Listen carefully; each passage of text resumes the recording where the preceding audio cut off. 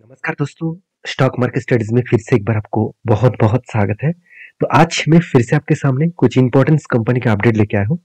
और आज का जो कंपनीज इस वीडियो के अंदर है वो सारे कंपनीज के ऊपर एक शानदार तरीके से टेक्निकली चार्ट पैटर्न्स बना है और एक कंपनी के ऊपर टारगेट भी अचीव हो चुके हैं और कहाँ पे एंट्री था और किस बेसिस में मैंने एंट्री दिया वो सारे डिस्कशन मैं आपके साथ करूंगा। और इसका पहले से ही मैं एक टेक्निकली चार्ट पैटर्न जब बना था तभी मैं आपको वीडियो बना के बताया था और आपको टेलीग्राम में भी अपडेट दिया था। जाकर टेलीग्राम को ज्वाइन कर सकते हैं पहले से अपडेट पाने के लिए।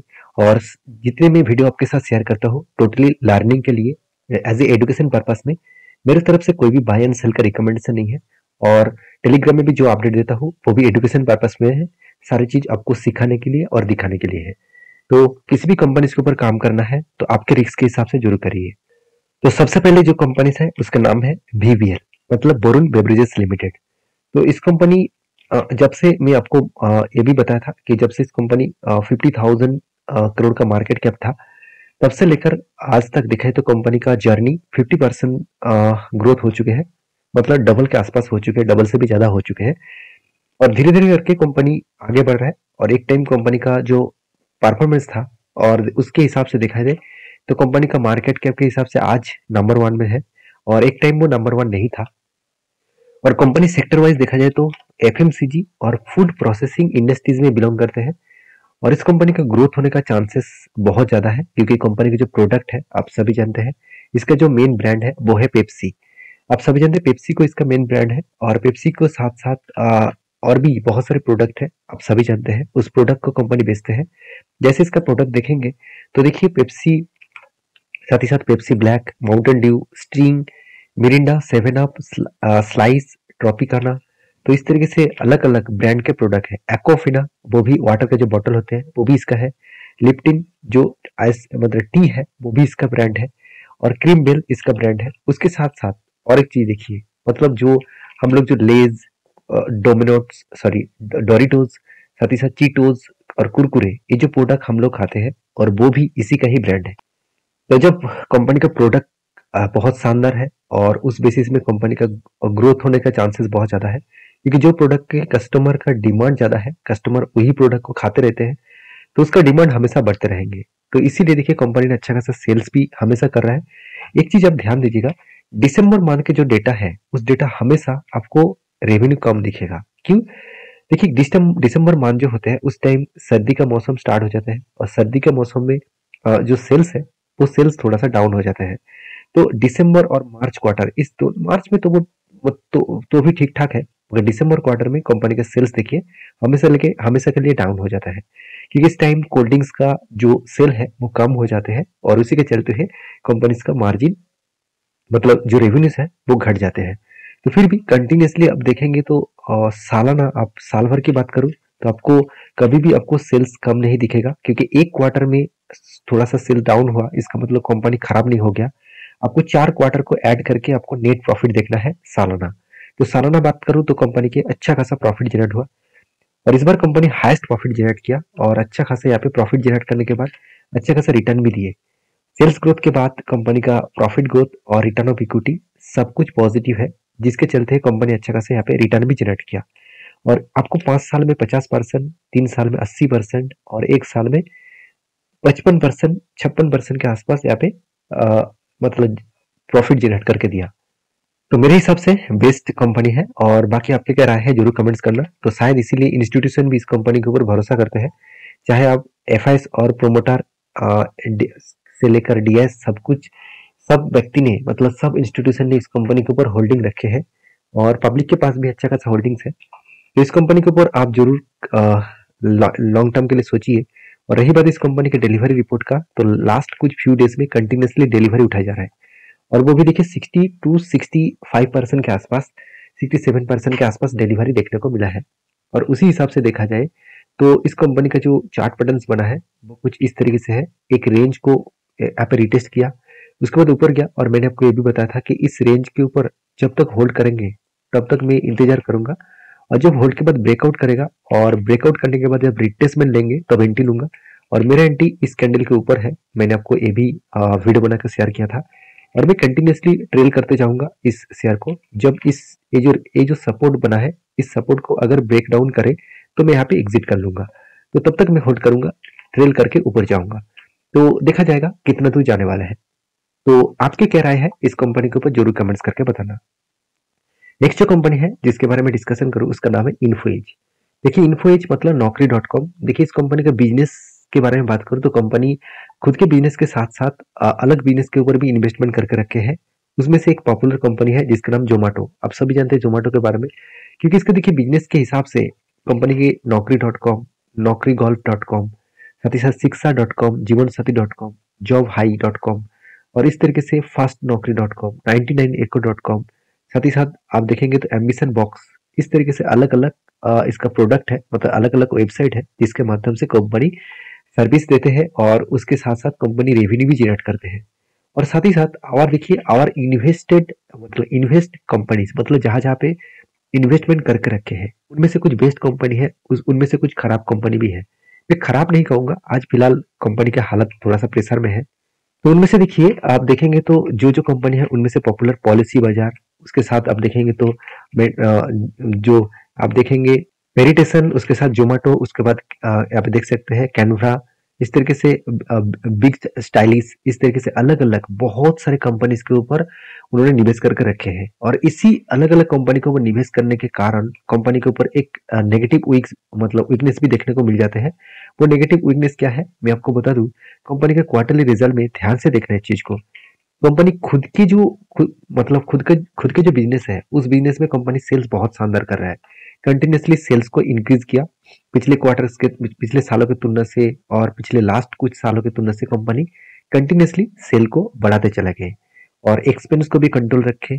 और उसके बाद कंपनी अच्छा खासा प्रॉफिट भी किया, ऐसे नहीं कि प्रॉफिट नहीं किया, अच्छा खासा प्रॉफिट किया। 29 करोड़ से बढ़ के हो चुके 180 करोड़। फिर भी देखिए पिछले क्वार्टर में कंपनी 500 करोड़ का आदर्श इनकम से लॉस किए थे। और इस आदर्श इनकम से कहां से लॉस हुआ, इसका जितने सारे कंपनीज के ऊपर इन्वेस्टमेंट है उसी कंपनी के ऊपर लॉस किए हैं। और टोटल ओवरऑल बात करूं तो 500 करोड़ के आसपास कंपनी क्या किए थे, लॉस किए थे।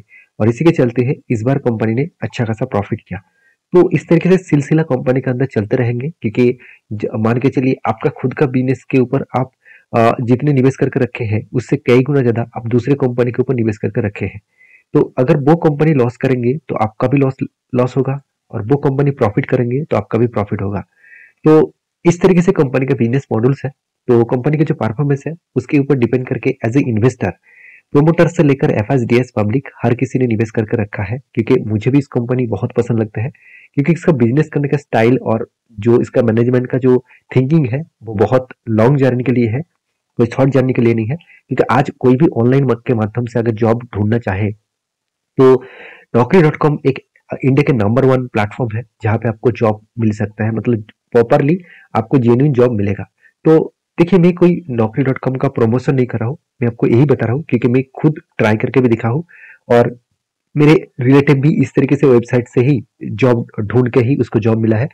तो मेरे हिसाब से एक बेस्ट काम कर रहा है कंपनी, और उस हिसाब से कंपनी के ऊपर एज ए लॉन्ग जर्नी के लिए आपको जरूर सोचना चाहिए। और रही बात कंपनी का लास्ट कुछ फ्यू डेज का, तो कंपनी ने अच्छा खासा डिलीवरी उठाया है। जैसे 14 तारीख को 55%, सॉरी 53%, और 15 तारीख को 66%, 18 तारीख को 42% और 20 तारीख को 67% और 21 तारीख को 55% के आसपास डिलीवरी देखने को मिला है। और इस डिलीवरी होने के कारण कंपनी के ऊपर एक शानदार एक चार्ट पैटर्न क्रिएट हुआ है। वो चार्ट पैटर्न क्या है, यहाँ पे देखिए एक शोल्डर क्रिएट किया, उसके बाद एक बिग हेड बना, उसके बाद एक शोल्डर बना। और शोल्डर अभी तक कंफर्म नहीं हुआ क्योंकि यहाँ पे थोड़ा सा करेक्शन हो रहा है। तो मेरे हिसाब से यहाँ पे थोड़ा सा इस 200 डेज ईएमए को वो रिटेस्ट करने वाले हैं, क्योंकि मार्केट में प्रेशर है, कंटिन्यूसली निफ्टी गिर रहा है। तो इसके चलते है कंपनी के ऊपर भी थोड़ा सा करेक्शन तो होगा ही, क्योंकि कंपनी देखा जाए तो एक अभी तक लार्ज कैप कंपनी के आसपास है। तो इस कंपनी धीरे धीरे करके खुद को अलग लेवल में रिप्रेजेंट कर रहा है। तो इंतजार करना, जब इस लेवल को वो अचीव करेगा और ब्रेकआउट करेगा तो मैं जरूर यहाँ पे एंट्री लूंगा और आपके साथ भी मैं शेयर करूंगा। नेक्स्ट जो कंपनी है जिसके बारे में बात करूं उसका नाम है सीएट। सीएट लिमिटेड आप सभी जानते हैं इंडिया के एक पॉपुलर टायर कंपनी है। और आप सभी जानते हैं टायर कंपनी के ऊपर सबसे ज्यादा प्रेशर कब आते हैं, जब रबर के प्राइस बढ़ जाते हैं। अभी देखा तो रबर के प्राइस हाई होने के कारण तो टायर सेक्टर के ऊपर थोड़ा सा प्रेशर है, क्योंकि क्रूड ऑयल का भी प्राइस बढ़ रहा है और क्रूड ऑयल का प्राइस बढ़ना मतलब रबर का भी प्राइस बढ़ेगा और उस हिसाब से टायर इंडस्ट्रीज में एक प्रेशराइज देखने को मिल सकता है। और सीएट आप देखेंगे तो इंडिया के 4th largest tyre industries company है। और इस कंपनी की खासियत क्या है मैं आपको दिखा दूं तो सीएट में आपको आरओसी आरओई एवरेज लेवल के नीचे दिखेगा, पी रेशियो सस्ते में है और डेप्थ देखा जाए तो ठीक ठाक ही है, थोड़ा सा ज्यादा भी नहीं है थोड़ा सा कम भी नहीं है, फिर भी डेप्थ तो है। और उस डेप्थ को मिटाने के बाद कंपनी 180 करोड़ का प्रॉफिट की है। और ओवरऑल कंपनी का जो परफॉर्मेंस है वो क्वार्टरली रिजल्ट के बारे में बात करूं तो आपको दिखेगा कंपनी कंटिन्यूसली खुद को सेल्स को अलग लेवल में रिप्रेजेंट किया। पिछली बार 2800 करोड़ का सेल्स था, इस बार 2900 करोड़ का सेल्स हुआ। और एक्सपेंस के बारे में बात करूं तो 2600 करोड़ का एक्सपेंस हुआ था, इस बार एक्सपेंस को कंपनी अच्छी तरीके से कंट्रोल किए। पिछली बार की तुलना से इस बार एक्सपेंस बहुत कम किए और उस कम होने के चलते हुए कंपनी ने इस बार 144 करोड़ के आसपास प्रॉफिट जनरेट किया, जो 9 करोड़ के साथ साथ देखा जाए तो 144 करोड़ के आसपास प्रॉफिट भी जनरेट हुआ है।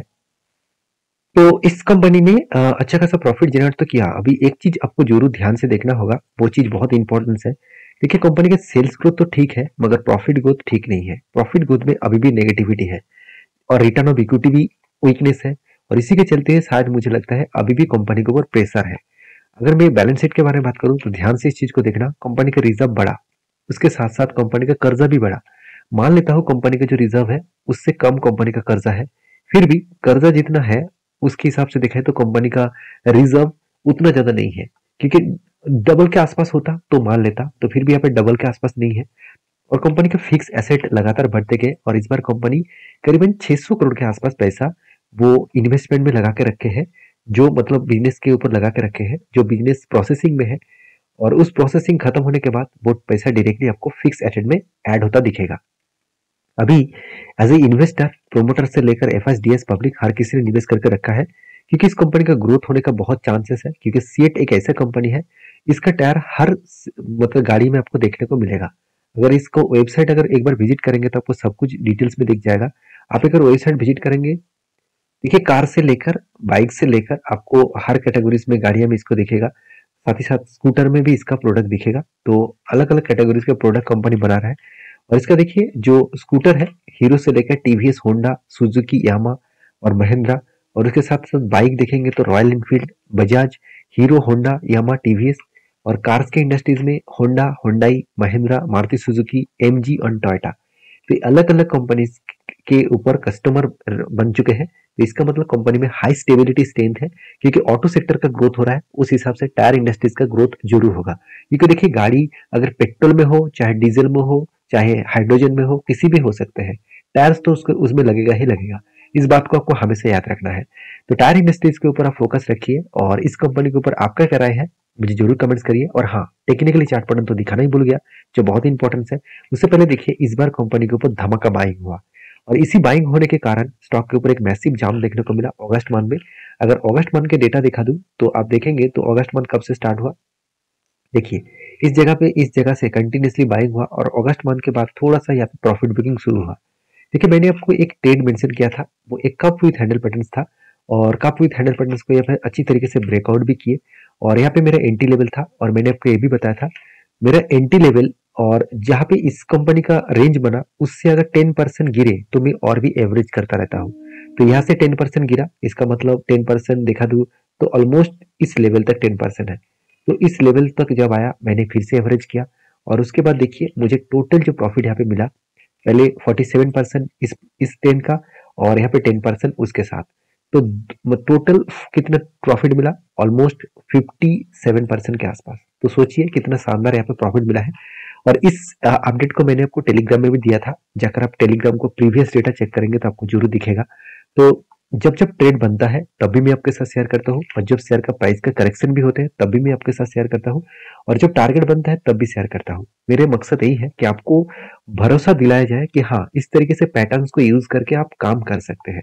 देखिए मैं कोई पैटर्न्स आपको दिखा रहा हूँ इसका मतलब 100% श्योर नहीं है कि उसमें आपको प्रॉफिट मिलेगा ही करके, मगर मेरे इतने सालों के एक्सपीरियंस के हिसाब से मैं आपको ये बोल सकता हूँ कि जो पैटर्न्स मैं यूज करता हूँ वही पैटर्न मैं इतने सालों तक यूज करके आया हूँ और वो पैटर्न आज तक मुझे बहुत कम स्टॉक में लॉसेस दिया। मतलब मान के चले मैंने 10 स्टॉक्स पिक किए तो उनमें से शायद एक स्टॉक में मुझे लॉसेस मिला। तो इतना पोटेंशियल है इस तरीके से टेक्निकली चार्ट पैटर्न्स में। मैं इसीलिए हर बार आपको बोलता हूँ सिर्फ टेक्निकली चार्ट पैटर्न्स देखकर कुछ नहीं होगा, उसके साथ साथ आपको फंडामेंटल्स भी चेक करना पड़ेगा।